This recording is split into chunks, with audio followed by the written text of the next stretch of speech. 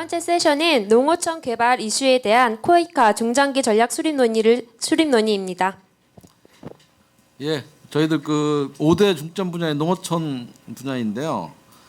이번 세션에 발표를 맡아주실 연사분들을 소개해드리겠습니다. 먼저 그 코이카의 농어촌 개발팀의 전문관으로 계시는 이민호 전문가님입니다. 그 외부 전문가로서 저희들한테 좋은 말씀을 해주실 김경량 강원대학교 농업생명과학대학교 교수님입니다. 김용빈 개발마케팅연구소장님이십니다. 진행 요령은 지난번 세션과 똑같습니다. 이민호 전문가께서 코이카의 중장기 전략 수립 현황을 소개를 해주고 김경량 교수님과 김용빈 소장님의 의견을 각각 듣는 순서로 진행하겠습니다. 그리고 발표가 끝난 후에 플로어로부터 자유롭게 질의응답을 받도록 하겠습니다. 그럼 우선 이민호 전문가의 코이카 농어촌 개발 중기 전략 수립 현황에 대해서 발표를 듣도록 하겠습니다.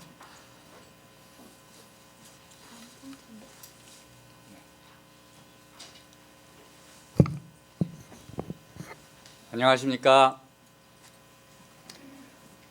방금 소개받은 코이카 농어촌 개발팀의 이민호 전문가입니다. 제가 오늘 그 발제를 맡은 것은 원래 농어촌 개발팀이라서 농어촌 개발 분야 이렇게 맨 처음에 제안이 되었는데 제가 제목을 다소 바꿨습니다. 농림수산 분야로 바꿨습니다. 이것이 조금 더 포괄적으로 느껴져서 이렇게 부제를 바꾼 것을 이해해 주시기 바랍니다. 오늘 제가 토론을 가급적이면 많이 또 의견을 외부에서 많이 듣고자 아주 짧게 발제를 맡아서 진행하도록 하겠습니다.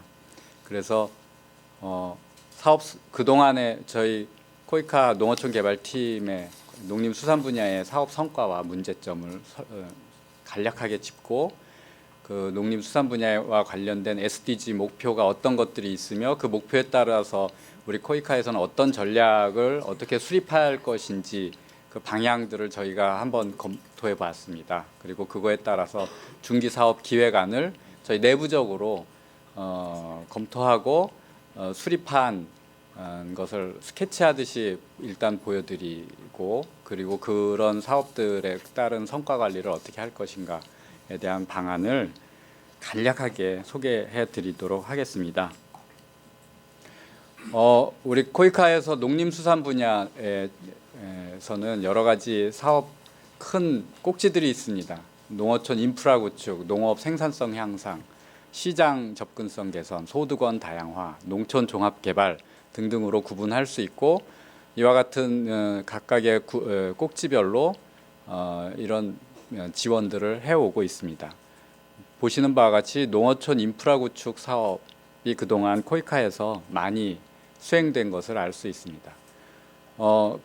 그동안 이렇게 사업을 추진하면서 저희들 내부적으로 판단하기로는 농어촌 인프라 구축 사업이라든지 농업 생산성을 향상하는 기술적인 접근들이 전체 사업비의 72%를 차지하고 있어서 좀 더 사업을 다각화할 필요가 있다는 판단을 했습니다.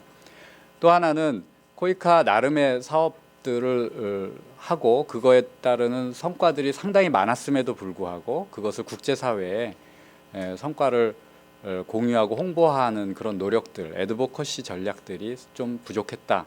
그래서 사업에서 특히 MDG와 연계해가지고 성과들의 지표를 제시한다거나 그런 성과 관리를 해온 그런 노력들이 많이 부족했다는 것을 인식하게 됐습니다. 그에 따라서 포괄적이고 통합적인 지역개발 사업 방식이 요구되었고 또 SDG 시대에 SDG 목표와 연계된 성과관리 체계를 만들 필요가 있다는 그런 인식을 하게 됐습니다.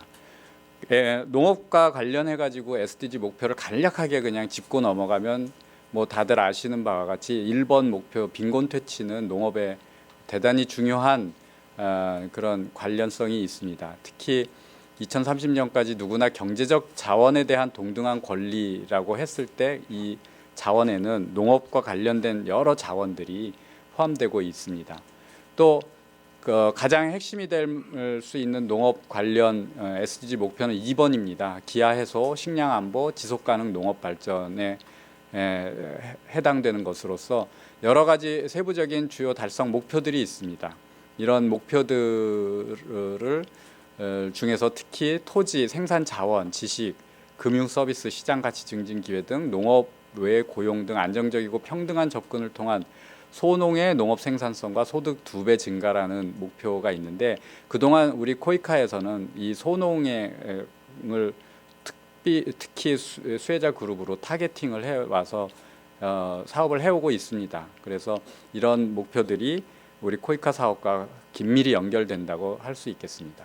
그 외에도 다양한 생산성을 높이는, 그리고 소득을 증대시키고 또 특히 지속 가능 농업 측면에서 환경의 생태적인 안정성을 기하는 그런 농업의 발전에 기여하자고 하는 그런 목표들이 설정이 되어 있습니다. 그리고 해양 수산 자원과 관련해서도 목표가 있습니다.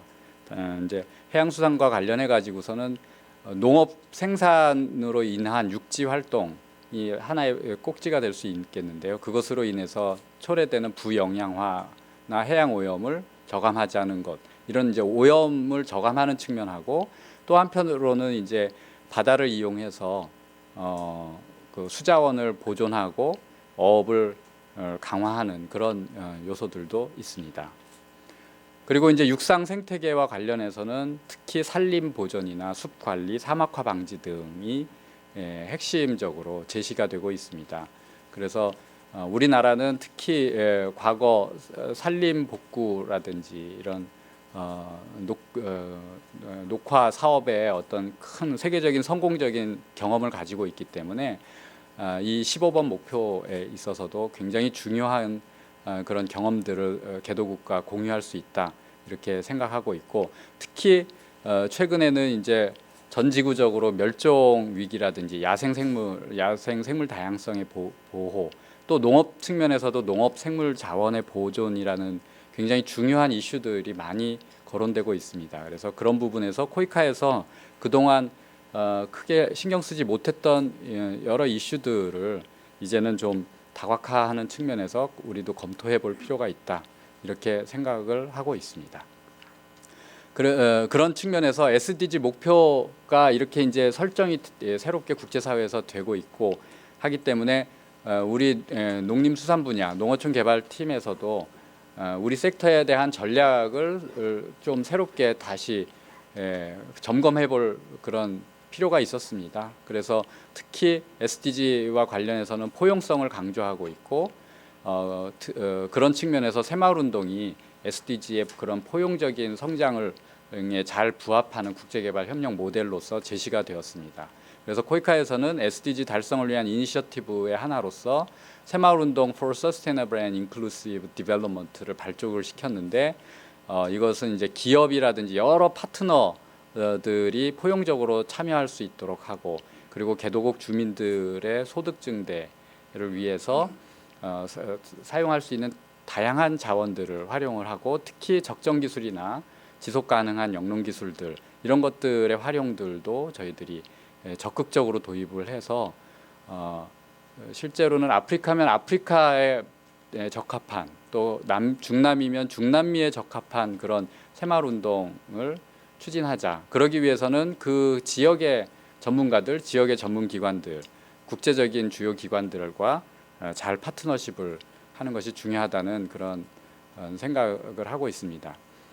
그래서 저희들이 큰 꼭지로 식량 안보에 기여하는 농업 생산, 기후변화 대응, 해양수산 과학 역량 강화, 보존을 통한 지속 가능한 산림 자원 이용이라는 농림수산 분야를 이렇게 설정을 하고 이런 SDG와 연계돼서 각 산업 분야에서 목표와 그리고 사업의 요소, 모듈 이런 것들을 점검하게 되었습니다. 특히 사업은 플랫폼을 기반으로 해서 코이카가 플랫폼이 되어야 될 필요가 있다. 왜냐? 새마을 운동이라는 것 자체가 통합적인 접근이기 때문에 플랫폼이 필요하고, 그리고 앞서서 말씀드린 것처럼 다양한 그 지역의 로컬한 혹은 국제적인 기관들과 함께 파트너십을 강화하기 위해서는 더더군다나 플랫폼이 필요하다는 생각이었습니다. 이런 전략적인 방향에 따라서 우리 농어촌 개발과 관련된 사업에서는 모듈화 전략을 추진하게 생각입니다. 그래서 저희들이 여러 사업적인 경험을 통해서 이해한 바로는 각국의 중앙 정부 혹은 지방 정부들의 역량을 강화시켜주는 그런 거버넌스를 강화하는 데 있어서 여기서 시작하는 것이 굉장히 중요하다, 이제는 그런 인식을 하게 됐고요. 그런 거버넌스를 강화함으로써 그 로컬한 곳에서 자원을 관리하고 시장을 창출하고 생산성을 증대하는 그런 구체적인 활동들을 모듈로 만들 수 있다. 그리고 이런 산업적인 모듈이 결과적으로는 전체적으로 시장성을 강화하고 주민들의 소득을 증대하는데 기여할 수 있다. 그래서 이런 모듈로 엮어서 서로 연계되는 그런 방향으로 사업을 디자인을 해 나가겠다는 생각입니다. 그래서 간략하게 스케치하듯이 정말 말씀을 드린다면, 예를 들어서 농업이다라고 꼭지를 놓고 보면 거버넌스를 강화하기 위해서 농촌지도 사업이라든지 이런 국가적인 그 공공의 서비스를 강화시키는 쪽에서 시작을 하려고 합니다. 이런 사업들이 우리도 이미 과거 7, 80년대 한국의 새마을운동 사업을 통해서 농촌지도의 그 행정의 강력한 리더십이 얼마나 크게 역할을 했는지, 긍정적인 역할을 했는지 저희들도 많은 이해를 하고 있기 때문에 충분히 우리가 이런 데 개도국에 기여할 수 있다고 판단하고 있습니다. 그리고 지속 가능한 생산 측면에서는 적정 영농 기술을 사용한다든지, 또 재해 하기 위해서라도 농업 용수의 관리라든지 이런 인프라 사업들이 꾸준히 계속 우리도 추진돼야 된다는 그런 인식을 하고 있습니다. 한편으로는 또 시장성을 강화하기 위해서 협동조합을 사업을 한다든지 농업 비즈니스를 육성하기 위한 시범 사업을 한다든지 이런 사업들은 지속적으로 추진이 돼야 될 필요가 있다고 생각하고, 이 농업과 관련해 가지고서는 식량 안보, 물 관리, 불평등 해소가 핵심적인 SDG 목표로 우리가 설정을 할 수 있다고 생각을 합니다. 수산과 관련해서는 코이카가 물론 여러 가지 수산 사업들을 해왔습니다만, 전통적으로 수산 양식과 관련된 사업들이 개도국에서 많이 요구하고 있습니다. 그래서 수산 양식과 관련된 연구기관의 역량을 강화시켜주는 방식의 거버넌스를 강화하고, 그런 기술들에 필요한 기술을 한국이 갖고 있는 기술을 전수하고, 그리고 또 한편으로는 어촌을 가급적이면 지속 가능한 방식으로, 그리고 수산 자원들을 보존하는 방식의 어촌 개발 사업을 할 필요가 있다. 이런 것들을 우리가 발굴할 수 있겠다라고 판단을 하였습니다. 그래서 이와 관련된 핵심 SDG 목표로는 물관리, 해양자원 6번과 14번 목표를 저희가 타겟팅을 할 수 있겠다고 판단합니다. 산림과 관련해서는 잘 아시는 바와 같이 지금 국내 우리나라도 겪는 문제입니다. 외래 침입종이 심각하게 문제가 되고, 또 생물 다양성 보존의 어떤 그런 체계가 굉장히 긴급하게 필요한 것인데요. 개도국은 더 상황이 말할 것도 없지 않겠습니까? 그래서 이런 부분에 있어서 국가적인 관리 체계를 구축해 주는 것, 여기 이런 분야에서 거버넌스를 강화하는 그런 것에서 시작할 필요가 있다. 그리고 한편으로는 농림 생태계를 보존하고 생물 다양성을 보존하는 방식으로 보존의 역점을 두되, 역시 아주 낙후된 산촌들이 이런 실제적인 이런 보존 자원들을 또 활용을 해서 경제적으로 자립할 수 있는, 혹은 경제적인 도움을 얻을 수 있는 그런 사업들을 우리가 발굴할 필요가 있다라고 생각을 합니다. 그래서 이와 관련된 핵심적인 SDG 목표는 15번 목표가 되겠습니다. 저희 코이카에서는 농림수산과 관련한 이런 SDG 목표에 정확하게 타겟팅을 하고 그에 적합한 지표를 설정할 필요가 있다. 물론 글로벌한 상태의 지표들이 많이 제시가 되고 있지만, 그런 글로벌한 지표가 아닌 아주 로컬한 또 지역이나 마을 단위에서부터 출발하는 지표들도 우리가 설정하고 그것들을 모아서 SDG 목표나 지표에 부합하도록 그런 디자인이 필요합니다. 근데 저희가 아직은 이런 부분에서 많은 경험들을 더 필요로 하고 있다 이렇게 생각하고 있습니다. 그리고 농업이면 농업에 초점이 너무 맞춰지다 보니까 기후변화, 생물다양성, 젠더 이런 범분야적인 이슈들을 충분히 대응을 하지 못했다. 그래서 물론 부분적으로 이런 이슈들을 다루고 있지만 이런 이슈들을 좀 더 적극적으로 대응할 필요가 있다는 생각이고요.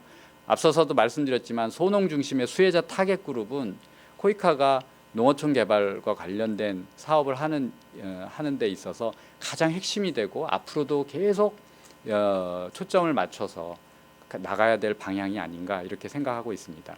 또한 새마을운동 사업을 하면서 저희들이 이해한 바로는 수원국 정부와 주민이 동시에 참여하고 그럼으로써 자발적으로 사업의 성과를 거양하는 그런 노력이 필요하다. 그러기 위해서 성과 관리에 수원국 정부와 주민이 적극적으로 참여할 수 있는 방안을 마련할 필요가 있다는 생각을 하게 되었습니다. 그래서 결론적으로 말씀드리면 저희는 SDG의 어떤 가치를 추구하자. 그리고 새마을운동을 중심으로 한 코이카의 플랫폼 기반을 마련을 하자. 그리고 그 바닥에서 사업들을 전략적으로 모듈화하고 파트너십을 강화하고 통합적으로 성과를 관리하는 방향으로 SDG에 적극적으로 대응하자. 이것이 이제 저희 농어촌 개발 팀의 내부적인 어떤 그런 비전이고 목표를 설정한 그런 방향입니다. 감사합니다. 짧은 시간에 그 거창한 얘기를 아주 짧게 잘 정리해서 감사합니다. 다음은 우리 그 순서를 좀 바꿔서 김용빈 그 개발 마케팅 연구소 소장님께서 먼저 발표를 해주시겠습니다.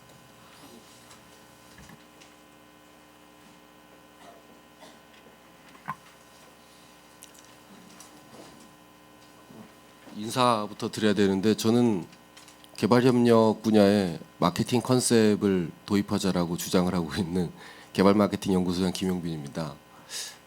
오늘 제가 이제 농어촌 분야, 그러니까 아까 이미호 전문가님 말씀대로 하면 농림수산 분야 토론자로 나섰는데 솔직히 말씀드리면 제 옆에 계신 김 교수님하고는 달리 저는 무슨 뭐 농업을 전공했다든지 이런 농업 전문가가 아닙니다. 다만 뭐 한 10여 년 전부터 계속해서 뭐 농림수산 사업을 현장에서 개발을 해온 개발자로서 계속 이제 그 사업들을 하는 차원에서 정책단에 조금 그 말씀하실 기회를 주신다면 제가 말씀을 하는 그런 차원이고요. 오늘 제 토론 자료는 그 이민호 전문가님께서 미리 주신 자료를 기본으로 해서 저희가 뭘 좀 놓치고 있지 않나 하는 그런 차원에서 말씀을 드리려고 합니다. 들어가기 앞서서 저희 보면 제 발표 자료에는 그 SDG에 관련된 표현이 빠졌는데요. 제가 MDG 시작하면서 개발 일을 시작했거든요. 그때도 MDG 좀 지겹다 싶었는데 SDG는 2016년이 오기도 전부터 지금 좀 물립니다. 왜 그러냐면 SDG 자체가 문제를 수렴하지 않고 약간 확산하는 경향이 있는 것 같아요. 17개 대과제에 169개 세부과제 300여 개 인디케이터라. 그걸 우리가 다 따라갈 수 있는지는 잘 모르겠습니다. 현장에서.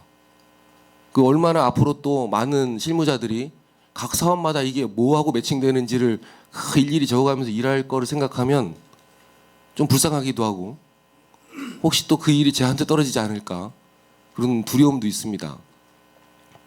SDG가 너무 이 담론에 바다인 것 같아요. 그래서 담론에 좀 매몰되지 않고 우리가 진짜 뭐가 중요한지를 가려가면서 일을 하자는 차원에서 토론 자료를 준비를 했고요. 최근에 보니까 개발협력 공부하는 석박사 학생들 중에 굉장히 위험한 사고를 가진 분들이 있더라고요. SDG의 뭐 상징, SDG의 뭐 담론과 은유, 뭐 이런 거 공부하는 분들이 있어요. 예를 들어서 그 각 개별 사업의 사업성에 대해서 논할 수 있는 분들이 그런 공부를 하시는지 모르겠는데 제가 오늘 보고 발표를 시작했습니다. 이게 앞서서 이제 그 이민호 전문가님께서 처음에 발표해 주신 우리 코이카가 창설된 91년 이래로 재작년까지의 농림수산 분야 전략 목표율 지원 실적인데 보시다시피 이 5개 요 분야가 이렇게 수평적으로 나열이 돼 있어서 마치 이 5개의 분야가 전혀 다른 그러니까 수평적으로 이렇게 분산돼 있는 목표처럼 저희가 생각할 수 있거든요. 그러다 보니까 분석을 할 때 농어촌 인프라 구축과 농업 생산성 상상의 전체 사업의 72% 들어갔다. 그래서 이게 편중된 사업 추진이다라는 분석이 나오는데 뒤에 보시겠지만 저는 이거 자체가 편중이라고는 할 수 없을 것 같습니다. 그 다음에 포괄적으로 통합적으로 지역개발 사업 방식을 요구되고 있는데 이건 말이 맞죠. 근데 일관된 통합 목표가 필요합니다. 5가지 다른 통합 목표가 아니라 일관된 통합 목표. 그러니까 앞에서 나온 5가지를 보시면 이런 식으로 농어촌 인프라 구축과 농업 생산성 향상이 최종 결과인 농어가 소득 증대로 가는 길목에 서 있습니다. 그러니까 당연히 이 두 가지의 재원이 집중될 수밖에 없는 그런 거죠. 그래서 이 5가지 원인이 서로 이렇게 인과관계를 주고받고 있습니다. 실선은 좀 더 강한 인과관계고 점선은 좀 더 약한 인과관계인데 그래서 이런 전체 인과관계가 결국에 저희가 지금 그 전략 목표가 인과관계에서 드러나지 않는 결과 우리가 원래 목적으로 하는 결과 농어가 소득 증대에 전부 다 기여하고 있는 거거든요. 그래서 이 3가지가 각각이 이렇게 평가받을 일이 아니라 결국 농어가 소득 증대라는 최종 결과에 어떤 식으로 기여하느냐 이거를 구조적으로 밝혀내야 된다고 봅니다. 그래서 앞에서 보신 것처럼 농림수산 관련해 가지고 그 17개 SDG 중에서 농림수산 관련된 거 4개를 이렇게 정리를 해주셨거든요. 그래서 빈곤 퇴치 있고 식량 안보, 해양 생태계 뭐 이용과 보존, 육상 생태계 이용과 보존 이렇게 4가지로 나눴는데 이건 역시도 실제로는 이렇게 다 그 수평적으로 동등하게 가중치가 주어져 있는 것처럼 보입니다. 근데 이것도 잘 보시면 해양이든 육상이든 생태계 보존하고 이용하는 것은 전제죠. 그리고 이 기하해소와 식량안보 단계를 거쳐서 결국에 이것들이 전부 다 기여하는 바는 빈곤 퇴치 아닙니까? 그러니까 이게 이 SDG가 좀 문제가 있는 게 목적들 간에 층위가 있어요. 서로 평등하지 않습니다. 이렇게 돼 있거든요. 그래서 바닥에 다시 이제 삼각형으로 그리면 이런 식으로 바닥에 이제 깔리는 전제 사항이 있고 식량 안보를 지키고 나서 이게 이제 빈곤 퇴치로 올라가는 이런 식으로 그 핵심 SDG를 정리를 할 수가 있습니다. 그래서 이제 조금 더 이제 밑으로 들어가면 저희가 앞에 나온 전략하고 뒤에 나온 그러니까 SDG 목표하고 사업 모듈화 전략하고 얼라인먼트가 어느 정도나 맞는지 한번 제가 유심히 봤는데 예를 들어서 앞부분에 저희가 농림수산 관련해 가지고 연계를 강화하는데 2번, 14, 15번 있죠. 그런데 이제 빈곤 퇴치는 아까 말씀드린 것처럼 잘 안 보입니다. 왜? 빈곤 퇴치하고 농어가 소득 증대라는 거는 워낙에 심오하고 이 높은 고을이다 보니까 잘 안 보입니다. 그래서 이 목표하고 사업 모듈화 전략 사이에 연계성이 좀 약간 약화되는 게 보입니다. 왜? 사업 모듈화 전략에 보면 거버넌스 강화하고 지속 가능한 자원 관리 생산성 증대를 해서 결국에 시장성 강화로 목표가 떨어지거든요. 근데 이 시장성 강화는 빈곤 퇴치하고 연결이 돼 있는데 이쪽 전체 목표하고 사업 모듈화 전략의 방법론 사이의 연계성이 조금 떨어져 보입니다. 구체적으로 보시면 지금 농림수산 관련해 가지고 그 농업 분야는 식량 안보에 기여하는 농업 생산입니다. 식량 안보죠. 그런데 이 식량 안보 외에 이 분야별 추진 사업 및 지표에 보면 최종 지표가 도농 간 소득 격차로 되어 있습니다. 그래서 최종에 우리가 판단할 수 있는 이 지표하고 우리가 원래 목적으로 했던 식량 안보라는 거하고 안 맞는 거죠. 미스매치가 나고 있습니다. 그래서 이런 것에서 우리가 조금 더 전략적인 걸 파인 튜닝을 좀 할 필요가 있다고 생각을 하고요. 특히나 이 그 쥐표를 정할 때 요새 제가 코이카 사업 이제 그 성과 관리를 몇 가지 하고 있는데 수행기관들이 너무 지표를 크게 잡는 경향이 있는 것 같아요. 그래서 뭐 예를 들어서 G세이버 같은 경우에도 아시잖아요. 몽골의 그 게르 안에다가 막 석탄 떼고 이러니까 그 연기 많이 나고 그래서 힘들잖아요. 그래서 이제 G세이버라고 그래서 좀 적정 기술을 이용한 힛 펌프 같은 걸 하나 줬는데 그거를 성과 측정을 한다는 분들이 그 나사의 인공위성을 활용해서 뭐 울란바토르 시내의 대기질을 측정하겠다. 뭐 이런 식으로 실제 있었던 얘기입니다. 지금 들으시면 좀 황당하게 들리시는 분도 있겠지만 그런 식으로 약간 이 성과에 대해서 우리가 너무 과신하고 너무 이렇게 폭넓게 재려는 것 같은데 도농 간 소득 격차율이 이게 만약에 사업 단위나 프로그램 단위에서 의미 있는 차이를 보일 수 있는 거냐. 이건 좀 약간 다시 한번 생각해 봐야 될 문제일 것 같습니다. 그다음에 그 수산 분야도 마찬가지로 기후변화 대응, 해양수산 과학 역량 강화라는 일을 목적하고 지속가능한 수산업 인증비라는 요 지표하고 사이에 약간 불일치가 있는 것 같고요. 산림 분야는 보존을 통한 지속가능한 산림자원 이용이라는 목적과 지속가능한 숲 관리 면적이라는 지표 사이에 이게 굉장히 이거는 지표를 구체적으로 잘 돼 있는데 이게 일치하는지는 저도 사실 잘 모르겠어요. 이건 좀 논의가 있어야 될 것 같습니다. 그래서 성과관리 방안을 전체적으로 보면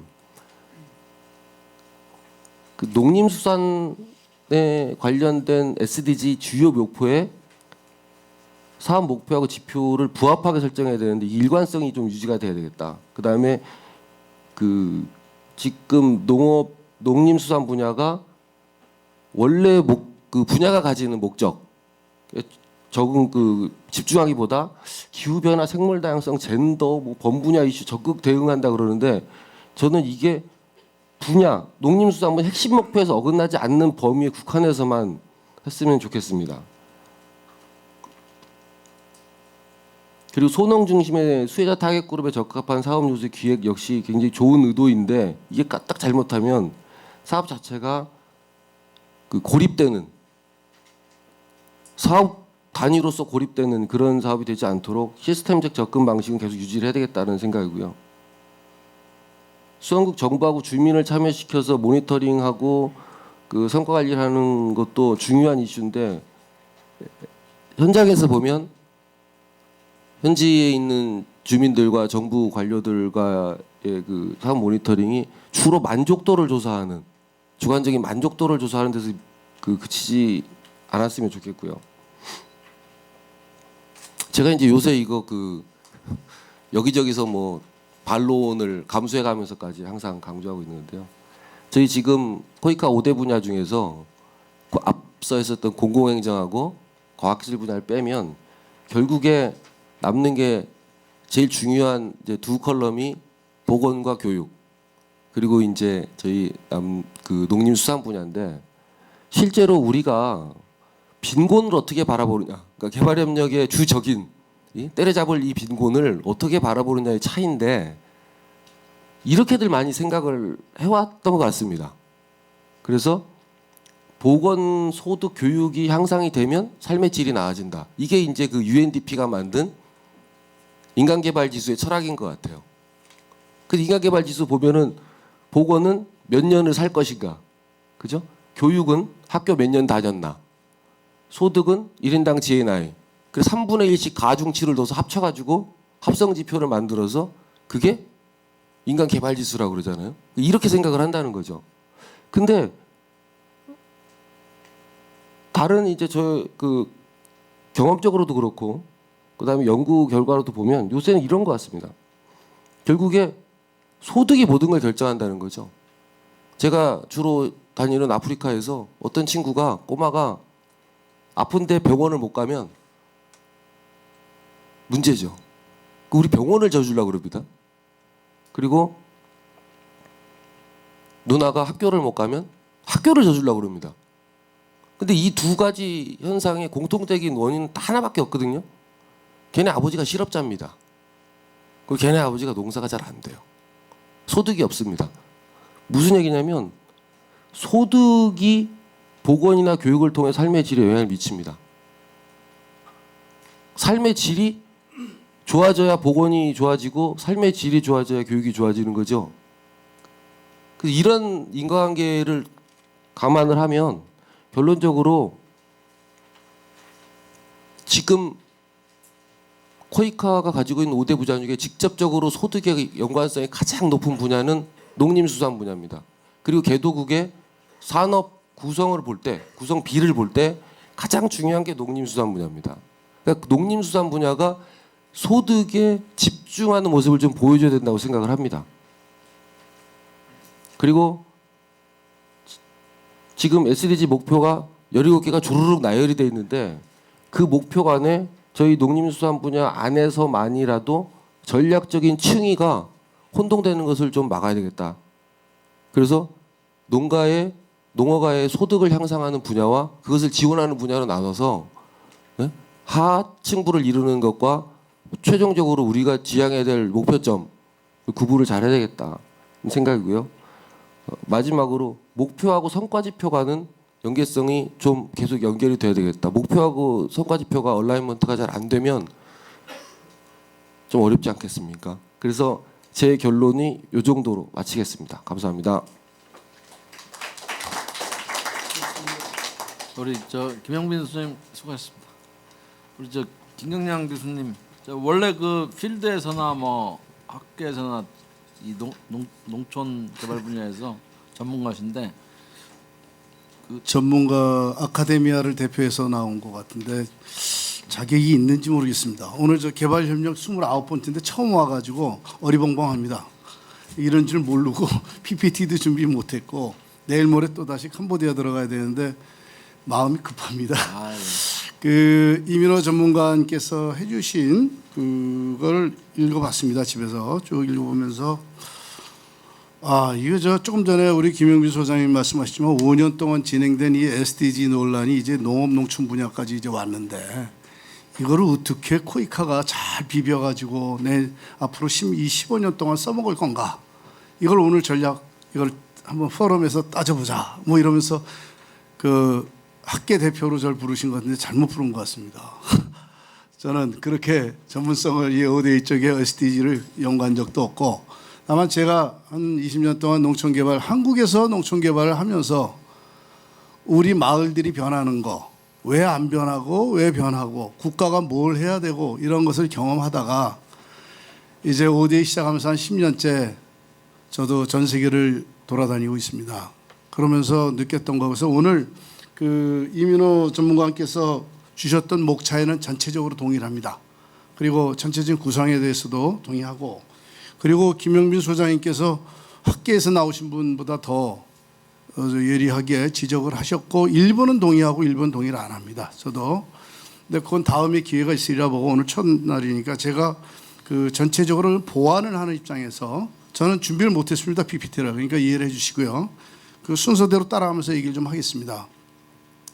우선은 SDG 채택에 따른 이행을 위한 그 중장기 전략을 얘기하면서 이제 농림수산 분야를 얘기하셨는데 학문적으로는 농어촌 개발 분야가 훨씬 넓습니다. 그리고 농림수산 분야는 이제 산업 분야이기 때문에 농어촌 분야에서 이루어지는 이 산업 행위를 우리가 이제 농림수산이라고 합니다. 생산 행위를. 그래서 저는 코이카가 추진할 적에는 농어촌 개발로 하는 것이 맞지 않을까 하는 생각을 해봅니다. 그리고 농어촌이라는 것 조금 전에 우리 김 소장님도 말씀하셨습니다만 이 개도국에 뭐 우리가 그냥 숫자로 얘기하는 80% 이상이 농촌에 살고 있고 이 빈곤층의 80~90%가 이 농민이고 그리고 농업을 영위하고 하는 이런 극단적인 현실의 문제에도 불구하고 왜 이 문제가 해결이 안 되느냐. 저는 오늘 저 공공행정 처음에 이렇게 들으면서 공부를 많이 했습니다. 아, 저 사람들이 이거 농촌개발에 들어와야 되겠구나. 그래서 저분들이 오셔가지고 같이 일을 해야지, 앞에서 좀 쳐주고 나가야지 그 다음에 무슨 발품을 팔든 열정을 갖고 하든 하면서 문제를 해결하지, 기본적 제도와 정책이 뭐 엉망인 동네에서 아무리 이거 밑 빠진 독이 물 붓는 건 아는가 하는 그런 생각을 하고, 그 김은주 그 전문가님 발표하실 적에 그 말씀이 저는 굉장히 동의를 하는데, 이 가버넌스가 이게 어디에 따로 있는 것이 아니라 모든 분야에, 특히 농촌개발 분야에 투자 안 합니다. 개도국에서, 수원국에서 그냥 돈만 주고 가지 뭘 자꾸 이렇게 말이 많냐. 저희가 보면은 제가 아까 나온 저 공공행정 쪽에서 나온 토론과 연계해서 얘기를 해보면, 저희가 지금 캄보디아에서 그 새마을 어프로치를 활용한 농촌 공동체 사업을 제가 PM을 맡고 있습니다. 4년 동안 하고 있는데, 제가 그 나라에 지난 2007년부터 3년 동안 제가 거기 가서 일을 했었고, 충분히 많은 사람 네트워크도 있고 일한다고 그랬는데, 현장에서 해보려니까 안 움직이는 게 행정입니다. 정부. 근데 다행히도 저희 팀의 그 팀원 중에, 전문가 중에 한 분이 전직 농림부 차관이세요. 그래서 같은 공무원의 입장에서 설득을 하고 설명을 하고 엄청나게 수십 번을 합니다. 장관, 차관보 이렇게 스티어링 커미티 멤버들하고. 근데 그래도 그나마 그게 효과가 좀 있습니다. 같은 공무원이라고. 교수가 PM을 하면 그 나라에 뭐 잘 아시겠지만 대한민국처럼 교수가 대우받는 나라가 없지 않습니까? 그 개도국에서 교수가 이 전체 책임자로 가면은 저 사람들은 뭐 하는 거냐, 진해 교수처럼 생각하죠. 근데 그래도 같이 있는 분들이 행정 일선에서 계셨던 분들이, 그분들은 그 기억을 갖고, 저는 항상 한 얘기가 우리 50대 초반부터 아마 70세까지 이 인력이 대한민국의 ODA 최고의 자원이라고 저는 자부합니다. 이분들이 가졌던 경험이 어느 곳에서도 한 번은 레퍼런스로 한번 이렇게 돌아볼 수 있는 그런 자원이 아마 그분들 아닐까. 근데 불행히도 그분들이 곧 사라집니다. 특히 60대 이상 되신 분들 중에 영어를 하면서 그쪽에 가서 그 국제 그런 사회에서 설득을 하고 새로운 모델을 만들어주고 설득을 하고, 그 다음에 그 사람들의 맞는, 정말 아까 테일러메이드 이런 레시피를 만들어 줄 수 있느냐, 시간이 없어요. 근데 요새 저도 대학에 있습니다만, 저도 몇 년 이제 안 있으면 나갑니다. 전문 교실이 안 들어옵니다. 어디에. 왜 안 들어오냐고요? 이 불확실성의 그런 사회인 ODA에 들어가서 자기가 대학 교수 영위하는 게 쉽지 않을 거라고 본인들은 생각을 하는 겁니다. 그 외에도 할 일이 너무 많아. 설득을 하고 아마 젊은 교수님들이 참 들어오는 게 적습니다. 저는 이건 국가적인 문제라고 봅니다. 그 네트워크를 하고 휴먼 캐피탈, 나중에 얘기가 있습니다만 그 얘기를 하고요. 그 리뷰는 한국이 뭐 여태까지 한 거에 대해서 제가 조금 말씀드렸습니다만, 우리 열심히 한다고 그랬지만 굉장히 급했고 단기적이고 사업 위주였고 분절 계속되고 있고 다 아는 얘기니까 그건 안 하겠습니다. 근데 해결은 해야 될 문제가, 앞으로 저희가 SDG라는 게 결국은 성숙된 지원을 하겠다는 거 아니겠습니까? 대한민국이 여태까지 했던 거는 우리 ODA에 DAC 참가하고 뭐 하다 보니까 하고 따라갔는데, 그 사이에 뭐 MDG도 있었고, 근데 한 15년 지나고 이제 국제사회에서 한국도 이젠 좀 제대로 해봐라, 잘하는 거 하라고. 아까 저 이민호 전문가님 얘기하셨던 스마트 새마을 뭐 이런 얘기도 나오는데, 저는 반은 동의하고 반은 또 저 수정안을 내는 사람입니다. 이것들이 과연 정말 한국이 성숙된 지원 국가로서 어떤 모습을 갖는 걸까? 저는 한번 진지하게 우리끼리 한번 좀 토의를 해야 된다 이런 생각을 하고요. 그리고 리뷰는 그 정도로 하고, 그 SDG의 가장 큰 차이는 뭔가, 제가 이제 검토를 쭉 해봤습니다. 하면서 느낀 것은, 우선 뭐 인권 얘기가 나오고, 그 다음에 그런 어떤 책무성 메커니즘이 이제 강조가 되고 있고, 그다음 식량 안보, 저기서 빈곤 퇴치였지만 식량 안보하고 지속 가능 농업이라는 이런 표현들이 계속 나오고, 그다음 이제 밸류 체인 얘기가 나옵니다. 가치 사슬에 관한.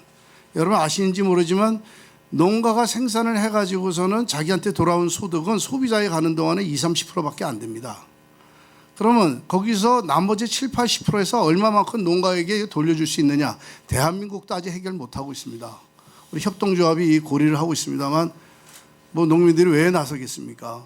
우리도 그 정도 선진국이 된 것도 아니고 우리도 자체 해결 못하지만 그래도 우리가 노력했던 거 돈을 엄청나게 집어넣습니다. 80년대, 90년대 유통구조 개선이라든가 이 밸류체인 개선을 위해서 농민들에게 생산자에게 소득을 돌려주기 위해서 국가가 투자한 액수는 엄청납니다.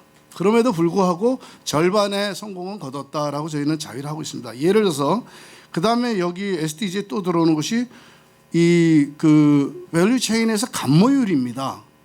지금 생산을 하고 나면은 특히 채소나 과일 같은 이런 경우가 캐시클럽입니다. 돈이 금방 되는 겁니다. 그래서 농민들이 소득을 올리기 위해서는 그러한 원예작물이라든가 축산으로 접근을 해야 됩니다. 벼 심어 가지고는 뭐 제가 이제 그냥 일반적으로 얘기하니까 오해하지 마십시오. 벼 심어 가지고는 돈이 안 됩니다. 한국도 우리가 70년대 전라도가 제일 잘 살았습니다. 농가가 지금 제일 못 삽니다. 전라남북도가 왜? 쌀에 묶여 있어서 그래요. 근데 그게 그 나라 다른 후진국도 가보면 절대적으로 모자랄 적인 관계가 없습니다만 어느 정도 영양 취급하는 기회가 많아지면은 이 주곡에 대한 가치는 떨어집니다. 그럼 그 사람들은 영원한 퍼버티 쪽으로 전락을 하게 되는 그런 경험을 우리가 볼 수 있습니다. 그래서 그런 쪽으로 그 밸류체인으로 가야 되는데 좀 더 고부가 가치 쪽으로 그쪽에 지금 채소나 과일이나 축산물도 마찬가지입니다. 가운데 감모율이 보통 40% 50% 됩니다. 그 무슨 얘기냐면 100kg을 수확을 했는데 실제로 소비자한테 들어가는 건 50%밖에 50kg, 60kg밖에 안 된다는 얘기입니다. 거꾸로 이것을 줄일 수 있고 이걸 매니징할 수 있다면은 생산을 2배 올리는 거나 마찬가지 효과가 나는 거죠. 근데 이것을 우리는 생각을 할 적에 무슨 그걸 이제 영어로 포스트 하베스트 매니지먼트라고 그럽니다만 수확 후 처리라고 그러는데 그걸 뭐 지금 생산도 안 되는데 그거 아니야. 천만의 말씀. 생산부터 그 다음 과정까지 생각을 해주면서 생산에 지원을 들어가고 그걸 유도를 해야지 그게 연계가 안 됐을 적에는 나중에 생산 과잉되고 그 다음에 하려고 그럴 적에는 돈도 없을 뿐더러 엄청난 효율성이 떨어진다. 그 다음에 또 요번에 저 차이 중에 하나가 소비하고 생산 행태에 대한 얘기가 나옵니다. 이 개도국에서 소비가 절대적으로 모자랐을 적에는 그냥 양만 갖다 주면 되는 거였지만 이것들이 변합니다. 다이어트 패턴이 바뀌는데 그런 것이 요번엔 들어가 있다. 그래서 그것도 고려를 해야 되고 환경 기후 변화나 물 문제는 뭐 아무리 강조해도 문제가 없을 거고 그다음에 이제 생태계 얘기가 나옵니다. 그래서 저는 아까 이제 우리 이 전문가님께서는 1번하고 2번에 SDG 목표를 이제 강조를 많이 하셨고 그리고 우리 소장님께서 15번, 16번, 14번, 15번까지 해주셨는데 제가 한번 쭉 검토를 해보니까 이 목표가 연관되는 것들이 굉장히 많습니다. 그리고 중복되는 것도 많고요. 그러니까 2번 목표하고 예를 들면 12번 목표하고 그래서 저는 이제 더 제가 해보니까 1번, 2번, 6번, 8번, 12번, 13번 그다음 아까 말씀드린 14번, 15번 이것을 아마 같이 인테그레이트 해야 되지 않을까. 그래서 저는 제안이 한번 이 태스크포스를 한번 우리 팀을 운영을 하든 그래서 이론 쪽에 하시는 분들하고 그다음에 현장 쪽하고 한번 이 만나는 자리를 만들고 한번 이걸 갖다 얼라이먼트가 필요하다. 그 자리를 아마 오늘 코이카 이 포럼에서 좀 제안을 좀 하고 싶고요. 그리고 이제 전략 수립에서 아까 가버넌스하고 생산성, 시장성 이렇게 가고 아까 우리 김 소장님께서 거기에 부분 지표들이 좀 이게 안 맞는 미스매치의 문제를 말씀하셨는데 동의합니다. 그러면 그 대안은 있느냐? 아마 코이카에서 제일 고민하는 것이 그런 걸 겁니다. 이제 목표와 세부 목표와 169개 뭐 300개가 되든 100개가 되든 지표가 되는데 제가 혼자서 생각을 해봤어요. 농업만 가지고 이거를 쫙 압축을 해서 농업을 중심으로 본 SDG 그러면 어떻게 될까? 제가 생각을 해보니까 그 개수들이 많이 줄어들 것 같아요. 그래서 아주 간접적인 거, 그다음 조금 더 가까이에 있는 거, 멀리 있는 거 이렇게 다시 한번 정리를 해보면 재밌는 결과가 나오지 않을까. 제가 보기에 한국에서 우리 코이카 오늘 이 자리에서 이렇게 고민하는 것만큼 일본이나 저 유럽 친구들이 이렇게 고민할까? 제가 보기에는 안 할 것 같습니다. 그 사람들은 자기네 가지고 있는 메뉴가 워낙 타이트합니다. 그래서 그거 가지고 SDG가 변해도 큰 변화 없이 올 거다. 근데 이게 한국의 뭐 한계이기도 하고 저력이라고도 생각을 해요. 그래서 저는 농어촌 개발팀에서 그런 네트워크를 할 수 있는 자리를 좀 해주시고, 그다음에 오늘 얘기 많이 나온 것 중에 이 농촌 개발에 대해서 제가 이쪽에 관심이 없으신 분들, 이쪽에 전공에 아신 분들 위해서 제가 한 말씀만 드리겠습니다. 현장에서 농촌 개발 사업, 특히 요새 종합 개발로 가고 있습니다. 갈 수밖에 없습니다. 시너지 효과를 내고 그걸 효과를 극대화하기 위해서 종합 개발로 가는데, 이 3년 4년 이렇게 가는 동안에 과정에서는 굉장히 성공적인 모습이 보입니다. 정신적인 이 마인드셋도 바뀌고, 그리고 마을 지도자들도 등장이 되고, 효율적인 투자도 일어나고, 거기에 대한 아웃풋도 나옵니다. 근데 이 종합개발의 한계는 이 엑스터널 에이즈가 밖에서 지원하는 이게 끊어지는 순간 그냥 멈춰버리는 이런 현상을 막을 수가 없습니다. 거기를 그럼 어떻게 막느냐? 우리가 지금 얘기하는 게 지속 가능성인데, SDG가 제가 농촌 개발에서 어떻게 할 거냐? 거기에 저는 아까 했던 공공행정의 가버넌스가 접목이 돼야 된다, 이렇게 생각합니다. 우선은 그 정부가 어떻든 간에 선언을 하고 정치적 의지를 발현할 수 있도록 유도를 해야 되고, 두 번째는 그 행정과 법제도에 비벼 넣어야 됩니다. 제가 요새 캄보디아 일을 하고 있습니다만, 대한민국엔 농업 농촌 관련한 법규가 한 60개 정도 있습니다. 무슨 뭐 유통개선법, 소득 해서 여러 가지 법이 있는데, 캄보디아는 법이 지금 하나밖에 없습니다. 이것은 아주 빈약한 지금 공공행정의 모습을 알려드리는 건데, 저희가 요번에 그 연수팀이 왔을 적에 그래서 법을 한 5개 정도 중요한 법을 저희가 줬습니다. 한번 검토를 해보라고. 그러니까 이 법 제도에 우선 넣어야지 그 사람들도 움직일 수 있는데, 의지가 있느냐가 먼저 돼야 되고, 최고 책임자가. 그다음에 이걸 어떻게 법 제도에 같이 행정에 넣을 것인가. 왜냐하면 농촌 개발은 주민의 참여가 가장 기본이고 처음이고 끝입니다. 주민 참여를 유도하려면은 결국은 인센티브가 있어야 되는데, 정부가 우리가 떠난 다음에도 해줄 수 있는 건 상대국 정부밖에 없습니다. 아까 지방정부의 역량을 강화한다 그러는데, 지방정부가 관리하기가 참 어렵습니다. 중앙정부가 죽어라고 뛰어도 안 되는 경우가 대부분인데, 그래서 그 중앙정부에 거기에 이제 재정 문제를 어떻게 같이 할 건가, 돈 문제, 이것들이 같이 들어가지 않으면은 이 농촌개발 쪽에서 아무리 중요성이 있어도 효과를 극대화하기가 좀 어렵다 하는 생각이 들고, 그다음에 한국의 우리 차별화, 한국의 경험 전수, 적용 가능성, 실천 가능성, 이런 얘기들이 어느 자리나 어디에 가면 나옵니다. 어디에 토픽 가면 우리 농업 농촌도 마찬가지입니다. 그래서 새마을이 대표 선수고, 농업기술도 녹색혁명, 백색혁명, 농업기계화, 용수개발 많습니다.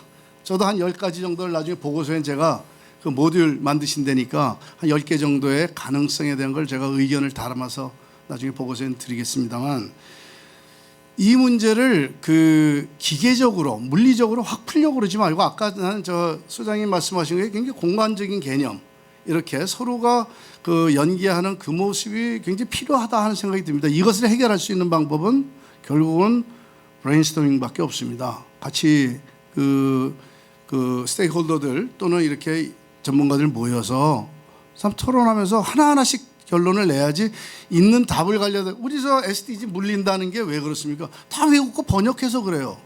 이게 무슨 뜻인지 잘 모르겠어요, 전문가가 봐도. 그러니까 그거를 넘을 수 있는, 그러면 이제 우리 정말 한국의 로컬라이즈가 되는, 코리아나이즈가 되는 그런 쪽으로 아마 SDG도 좀 이렇게 쉽고 알아듣기 쉽게 해야지 현장에서 인디케이터도 쉽게 나오죠. 이게 처음부터가 읽기가 싫어. 아까 우리 교수장님 얘기하셨지만 굉장히 딱딱합니다. 그래서 그런 플로우를 좀 해줬으면 좋겠다는 생각하고, 제가 2가지만 하나 그냥 아이디어를 한번 생각을 해볼게요. 저희 농업 쪽에서 저희가 수원국 시절에 아주 성공적으로 우리가 무슨 카이스트를 만들고 키스트를 만들고 중앙의료 메디컬 센터를 지원받고 성공 사례로 하잖아요. 농업 쪽에서 성공 사례로 저희가 꼽는 것 중에 몇 가지가 있습니다. 그 중에 하나가 미네소타 프로젝트입니다. 미네소타는 한국만이 아니고 55년부터 61년까지 한국은 한 1,000만 불 지원해서 농업하고 의료 쪽을 지원했습니다. 커리큘럼 만들고 의료 같으면은 인턴 제도라든가 뭐 이런 의료의 교육이라든가 이런 걸 만들어주고 그 대학에서 했는데 한 200명의 전문가가 가서 훈련을 받고 왔어요. 농업 쪽에 획기적인 변화가 있었습니다. 그게 진흥청의 시작이 됩니다. 농촌진흥청. 그분들이 오셔서 한국의 농촌진흥청을 만듭니다. 그 다음에 그 미시간 스테이트에서 했던 미시간 프로젝트의 카스 모형을 만들었다는 게 한국의 농업 구조를 분석을 하고 한국의 발전 모형을 만들어줬습니다. 이게 지금 농촌경제연구원의 그 전입니다. 그리고 그 농촌진흥청에 또 그 작물 시험 연구소를 그 모형을 만들어줬습니다. 저는 앞으로 우리가 이 농촌개발 농업 분야에서 지원을 할 적에 이런 분야가 꼭 EDCF로 가야 되는 건지 어쩐지 모르겠습니다만 연계가 돼야 된다고 봅니다.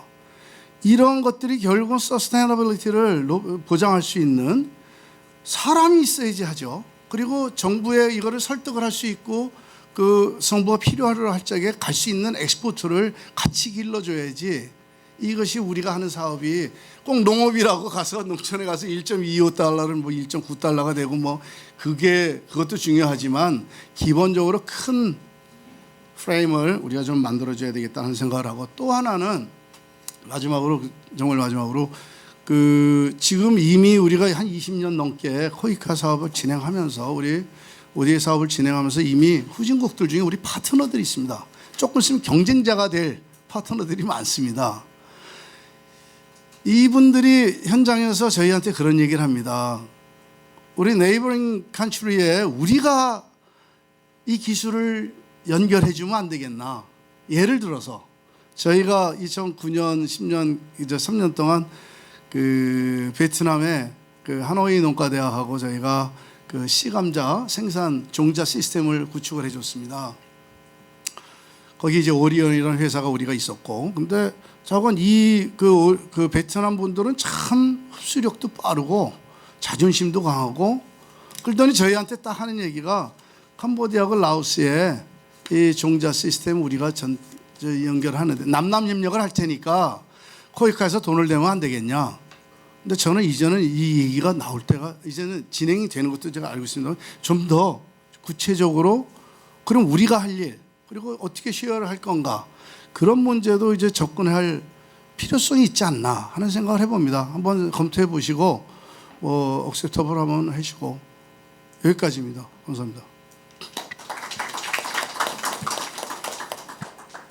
네, 그 아주 좋으신 말씀 잘 들었습니다. 그 플로어에서 질문을 한 15분 정도 받고 답변하는 시간을 갖도록 하겠습니다. 그 질문 있으시면 주십시오.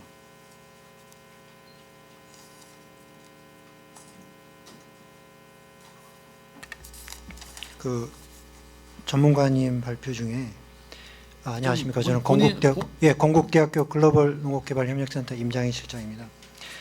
그 3번의 SDG 목표에 따른 전략 수립 방향에 코이카 ODA 플랫폼 기반이라고 되어 있는데 이 플랫폼이 어떤 의미인지 제가 잘 와닿지가 않거든요. 그래서 거기에 대해서 일단 좀 설명을 부탁드리겠습니다. 또 다른 분. 네, 저쪽 여성. 네, 안녕하세요. 컨서월드 와이드의 박희영이라고 합니다. 그 전문가님께 질문 드리고 싶은데요. 그 중요한 목표 중에 하나가 이제 그 전략이 바로 소농에 대한 부분이었는데 그러면 기존의 소농 사업 중에 성공 사례라든지 좀 이렇게 추천해주고 싶은 사례 그런 방법이 있다면 좀 알려주시면 감사하겠습니다. 자, 한 분 더. 예. 저는 이제 동의대학교에서 근무하고 있는 강태중 교수입니다. 저도 전공이 상경계인데 농림 분야하고 조금 다르긴 다른데 상경계와 관련돼서 말씀드리면은 아까 그 교수님 말씀하신 대로 그 후진국의 개발도상국의 그 인구의 80%에서 90% 정도가 농업 분야에 근무하고 있고 그 농업 분야에 근무하고 있는 사람들이 한 80, 90%가 또 가난하고 그래서 농업 분야 개발이 이제 대단히 중요하다 이랬는데 우리나라 사례라든지 딴 나라 전 세계적인 추세를 보면 한 2000년 이후로 보니까 그 전까지는 이제 도시화 산업화되면서 농업 인구가 줄다가 요즘은 다시 농업 인구가 조금씩 늘고 있거든요. 그래서 이런 과정을 이제 개발도상국에 전달해 주기 위해서 농업이 그 농림수산업이 1차 산업만은 아니다. 그 이제 몽고도 이제 개발도상국인데 그 이제 낙농업에서 치즈를 만들고 하듯이 치즈를 만드는 2차 산업도 연계되고 우리나라 이제 팜스테이 이래 가지고 그 농업에서 실제로 이제 서비스 산업까지 할 수 있는 그런 과정이 우리는 단계를 거쳐 왔는데 그 개발도상국은 그런 단계를 거치지 않고 바로 이제 1, 2, 3차를 융합하는 산업까지도 가능하다. 그만큼 이제 농업이 중요하다. 그거를 혹시 조금 넣으면 어떨까 싶어서 이야기 드렸습니다.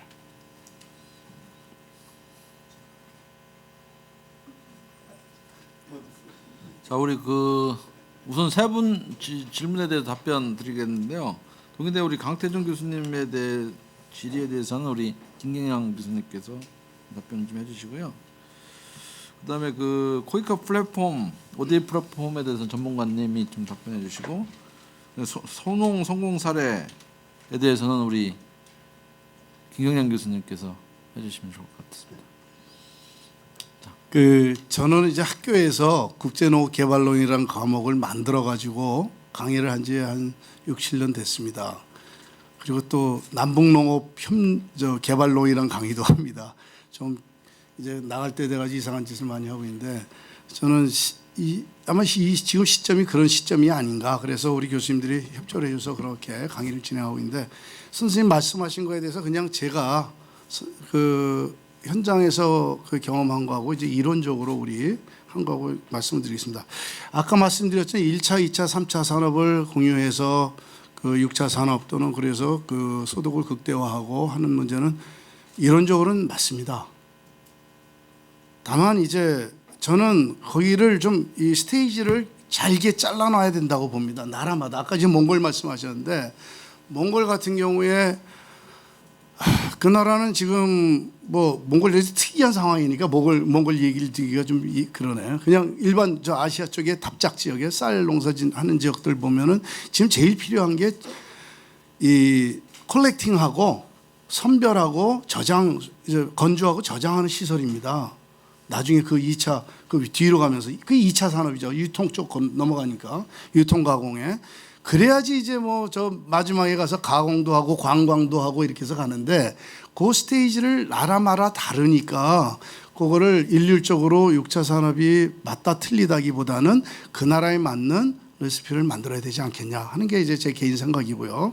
그리고 소농의 사례라는 건 결국은 대한민국이 소농의 전 세계에서 가장 대표적인 나라입니다.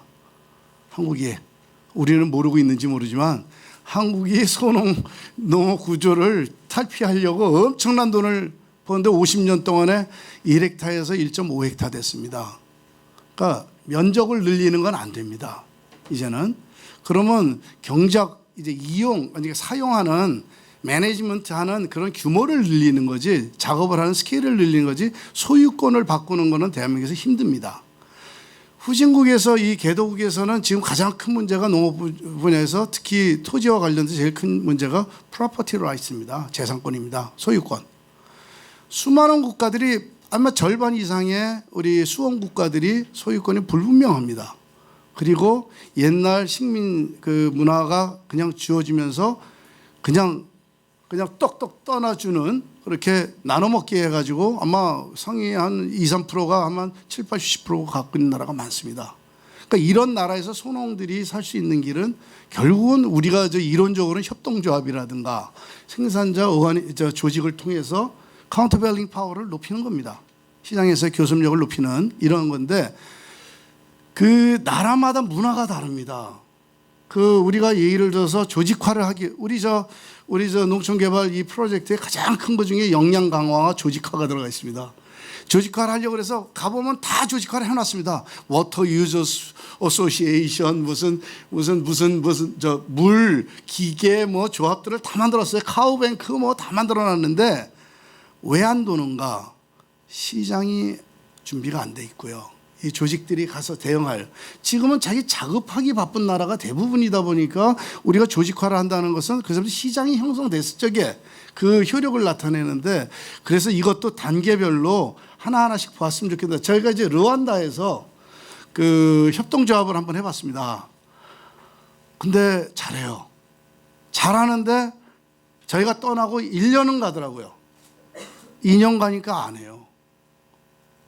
그러니까 그 뒤에 계속 자기들이 환류가 되게 그렇게 훈련을 시키고 했음에도 불구하고 왜 안 되는가를 저희들이 반성하면서 이렇게 보니까 결국은 정말로 국가에서부터 다 일사불란하게 이게 움직여줘야 되는데, 농촌 그 바닥사회까지 마을까지 이게 가운데서 리킹이 되면 안 되는 겁니다. 그러니까 위에서부터, 제가 그래서 아까 그 공공행정 그 가버넌스 자꾸 말씀드렸던 이유가 이 사람부터 바꿔야 됩니다. 정말로. 그래야지 그 밑에 정말 국가적 애국심이 없어요. 가보세요. 자기 식구 먹고 살기 그것만 생각하지, 나 얼마 더 주느냐, 내가 어떤 역할이냐, 이거 생각이지. 모르겠습니다. 답변이 안 됐을지 모르지만 소농의 문제는 그래도 조직화를 하면서 가면은 저희가 있는 동에 움직입니다. 그리고 거기에 효과가 나는 걸 보고 와요. 근데 그게 지속 가능하게 하려면 이거는 뭐 코이카나 우리 저 대외 정책의 국제협력 정책의 문제가 되겠지만, 저는 일본 정도처럼 한 5년 정도는 조금씩이라도 관리를 해야 된다고 봐요. 투입이 우리가 500만 불 넣었다. 그러면 50만 불 가지고 1년에 10만 불씩이라도 이렇게 넣으면서 계속 AS를 한 5년 정도는, 몰라 그때 가서 또 안 되면 어떨지 모르지만 그 저희들은 그냥 나와버리니까 이건 뭐 그러면 대책이 없습니다. 그래서 편지를 하고 이메일을 하고 너 이러면 안 된다 막 야단쳐도, 죄송합니다. 답변이 된지.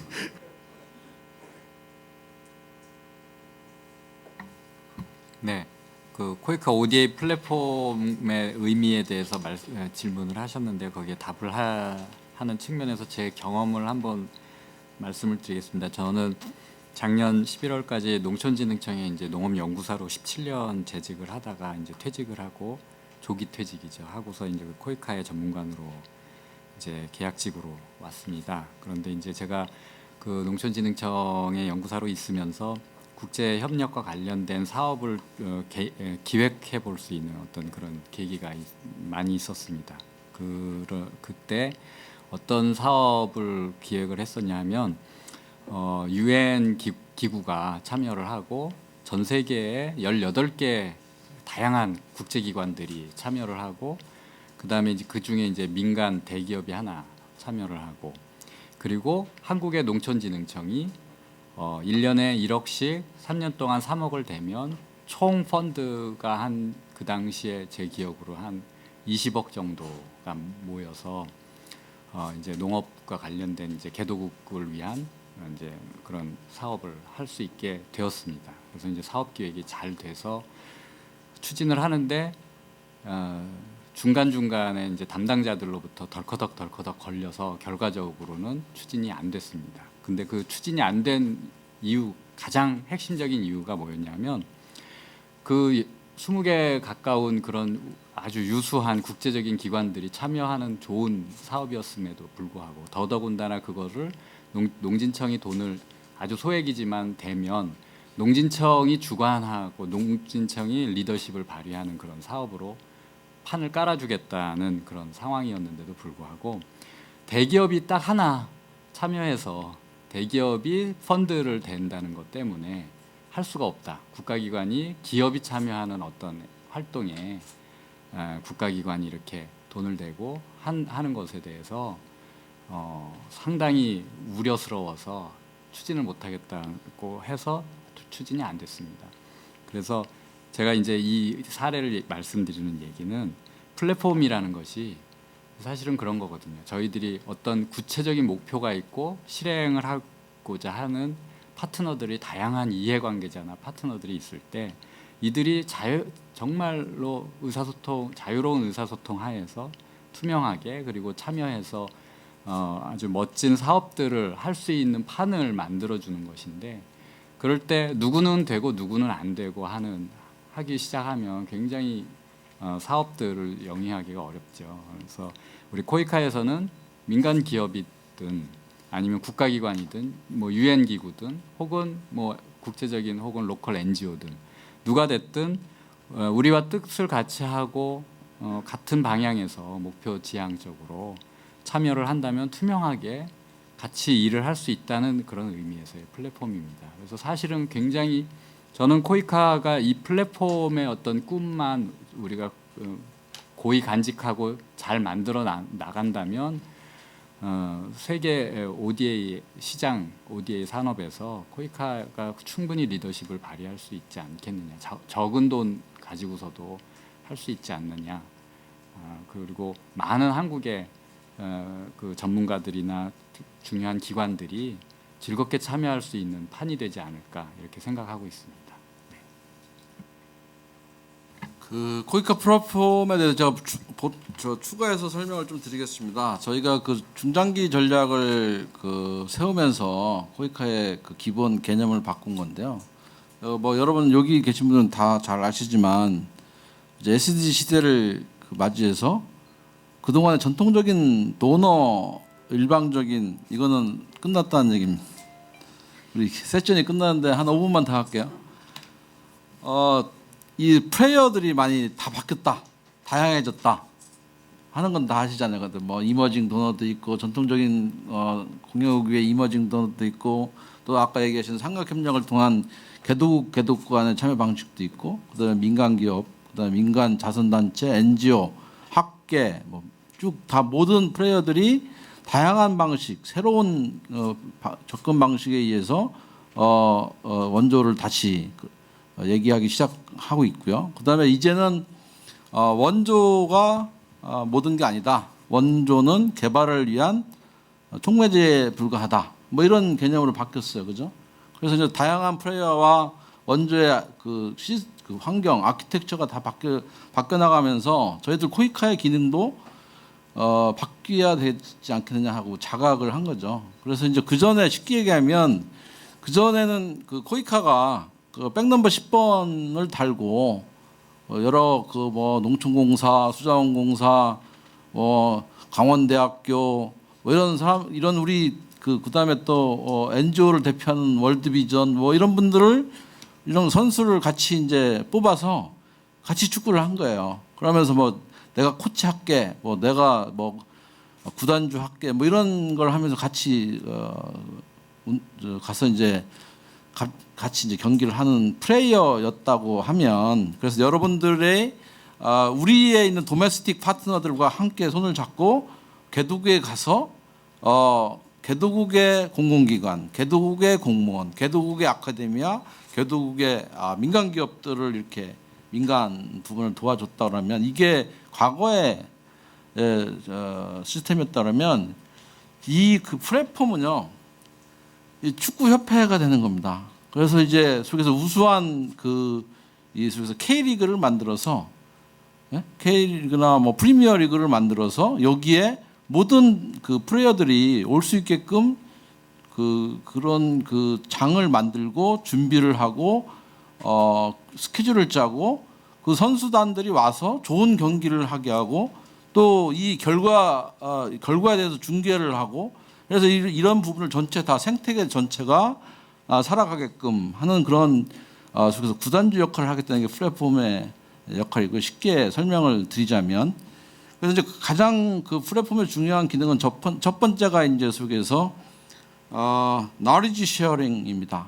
그래서 코이카가 갖고 있는 개발에 대한 전문성과 이 각 그 플레이어들이 갖고 있는 속에서 그 엑스퍼티스 전문성을 같이 믹스해서 인포메이션을 서로 교류하는 거죠.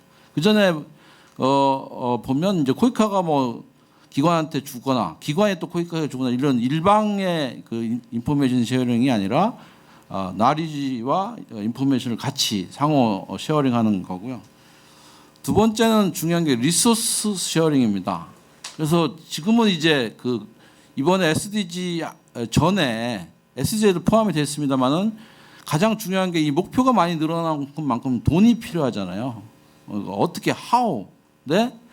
두 가지로 갈 수 있어요. 하나는 financial resources가 필요하고 하나는 run financial resources가 필요합니다. 그래서 이번에 이제 그 개발자원 총회나 SDG 그 유엔 개발 정성에 다 포함이 되어 있는데 하나는 Financial Resources는 그 전에 전통적인 도너 그 트래디셔널 도너들에 의한 재원에 의존하는 거에서 벗어나서 ODA에만 의존하지 않고 여러 가지 각종 혁신적 재원들을 다 하는데 특히 민간 기업, 민간 부분의 재원을 굉장히 중요시합니다. 그래서 그걸 연계해서 개발에 활용하겠다 하는 그런 계획이 담겨 있고요.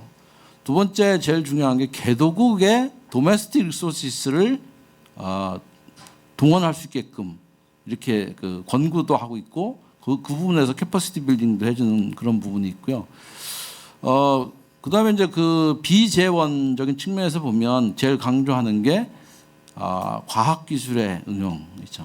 그다음에 그 민간 부분의 속에서 전문성을 활용한 그런 새로운 기술들에 대해서 그런 부분이 있는데 저희도 이 플랫폼을 통해서 저희가 이제 그 해외뿐만이 아니라 또 해외 선진공업 간의 교류뿐만이 아니라 저희가 각 그 뭐 터키라든지 태국이라든지 다른 뭐 싱가포르라든지 이런 개도국가의 어떤 개도국 이머징 도너와의 또 삼각 협력을 통해서도 이런 재원 마련을 하려고 하고요.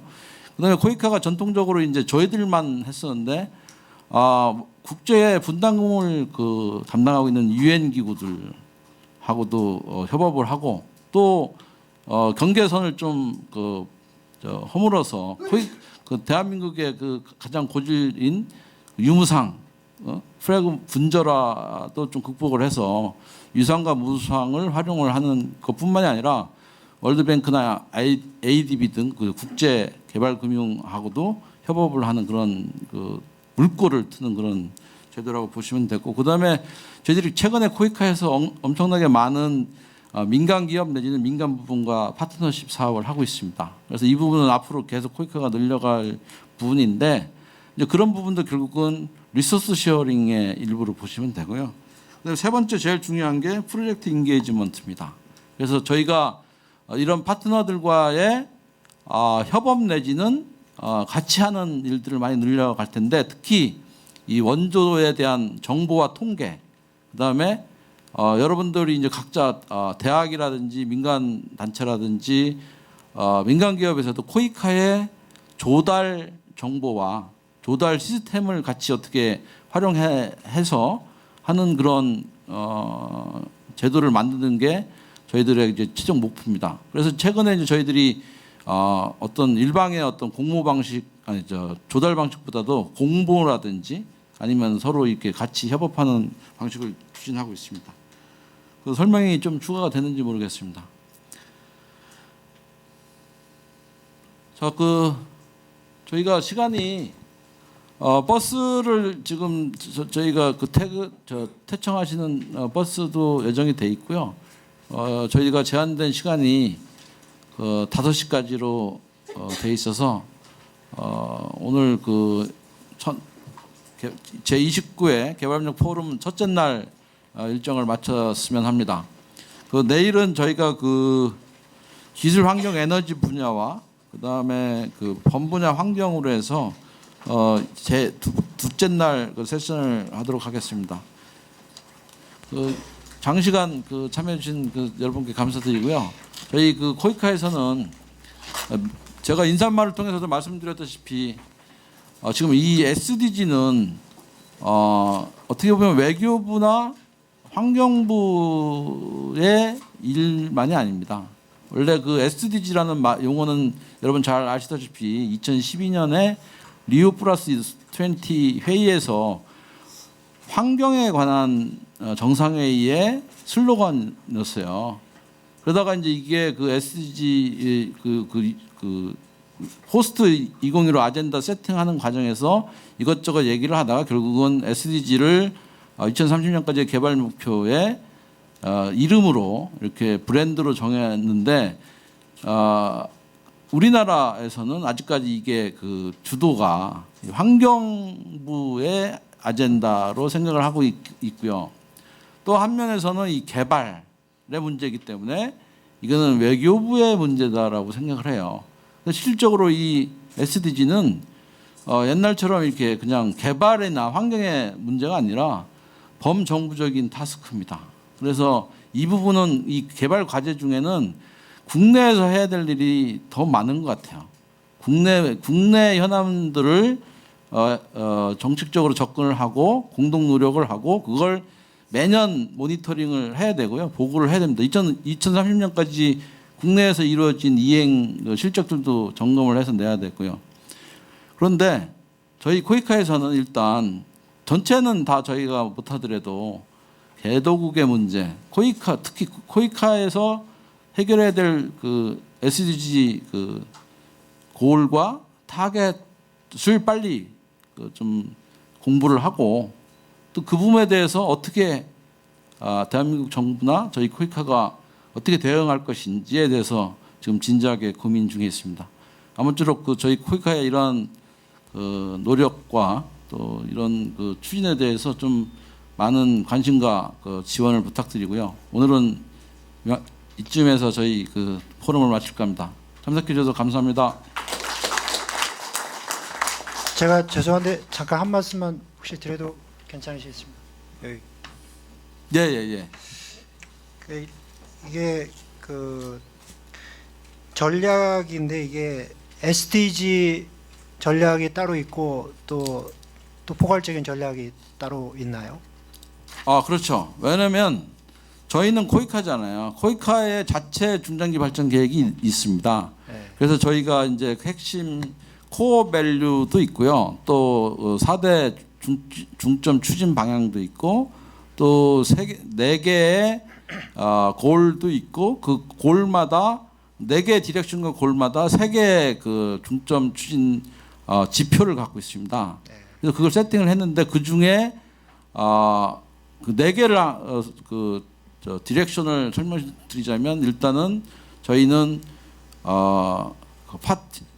리절트 베이스드 ODA 그러니까 성과 중심의 ODA를 하겠다. 그다음에 파티시페이터리 ODA 그래서 이제 참여지향적인 디벨롭먼트 코퍼레이션을 하겠다.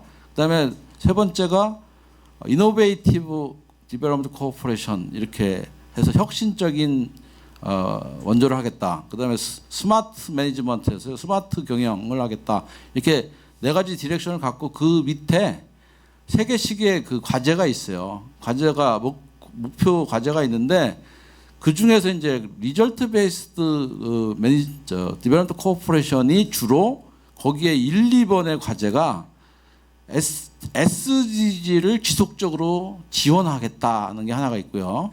두 번째는 SDG 개발 목표에 맞는 코이카 사업을 브랜드화해서 확대를 하겠다라는 게 2가지가 있습니다. 그래서 이거는 분야별 전략이라고 보시면 되고 파티시페이토리와 이노베이티브와 스마트라는 디렉션에서는 저희가 이 SDG를 실천하기 위한 이행 전략들이 있지 않습니까?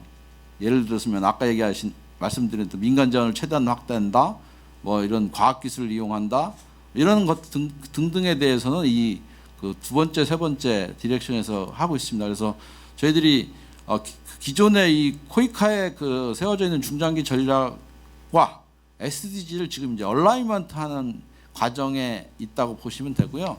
그래서 조금 제가 전략을 수립했던 그런 경험을 비춰서 잠깐 말씀을 드린다면 일단은 저는 이제 농림수산 분야 농어촌개발팀의 전략 이래서 이제 SDG 이렇게 그게 상당히 큰 이걸 결정을 한다 이제 그런 생각을 사실은 잘 못했었는데 어쨌거나 이 전략 자체는 너무 이 SDG 자체를 딱 그 틀로 만들어 놓고 돼 있기 때문에 사실 별로 어떻게 보면 할 말이 별로 없는 것 같기도 해요. 어쨌거나 제가 생각할 때 이 전략이 잘 정리가 되려면 1차적으로는 코이카 내부의 분석이 저는 필요하다고 생각합니다. 다시 말하면 그동안 코이카가 수행했던 이런 프로젝트 또는 뭐 어떤 이런 거에 대한 분석이 있어야 되고 그다음에 거기에서 어떤 문제점들이 있었는지가 저는 반드시 그게 있어야 되고요. 그다음에 또 환경 분석이라는 게 필요한데 어쩌면 이 환경 분석 안에 이 SDG, 물론 이걸 SDG 전략이라고 한다면 조금 얘기가 달라질 수는 있죠. 근데 코이카의 농림수산 분야 또는 농어촌 개발 팀의 전략이라고 한다면은 저는 SDG를 뛰어넘어서 그동안에 코이카가 해왔던 이 농어촌 분야의 프로젝트를 분석을 해보고 여기서 어떤 문제점들이 있었는지, 또 사실 코이카가 뭐 SDG만을 위해서 존재하는 거는 아니지 않은가라는 생각도 들고요. 우리 정부의 어떤 그런 방향도 있는 것이고, 또 한국형 뭐 ODA 이런 얘기도 사실 상당히 많이 하고 있는데, 그렇다면은 SDG 뿐만 아니라 포괄하는 것이 저는 필요하다고 생각이 듭니다. 그래서 그다음에 또 하나는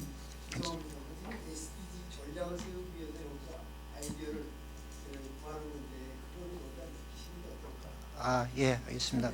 예, 그리고 전략에서는 제가 생각할 때 이 내부 역량 강화가 중요하다고 보거든요. 그러니까 향후에 물론 사업의 방향이나 이런 이제 뭐 그런 것도 중요하지만 사실은 아까 이제 플랫폼 말씀을 드리면서 이게 상당히 연관이 된다 이제 그런 생각을 했어요. 그래서 코이카의 내부 어떤 인력이든 또 이런 전문가 풀을 이용한다든가 기관을 활용한다든가 이런 것이 저는 전략에서 굉장히 중요한 부분을 차지하는 것으로 생각합니다.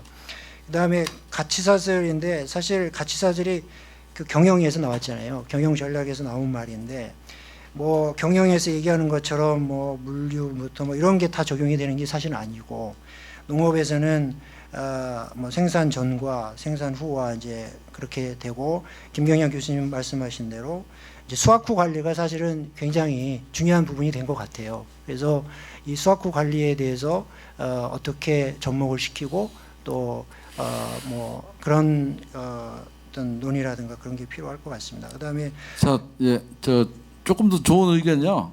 저희들한테 좀 담당자 이민호 전문가한테 좀 이렇게 적으셔서 제출해 주시면 저희가 정책을 개발하는데 많은 도움이 될 것 같습니다. 이건 제가 만든 말인데요. 이게 회의를 진행하다 보면 내용은 어떤지 모르겠어요. 내용이 좀 나쁜 건 용서가 되는데 이게 시간이 진행이 되면 참 용서가 할 수 없습니다.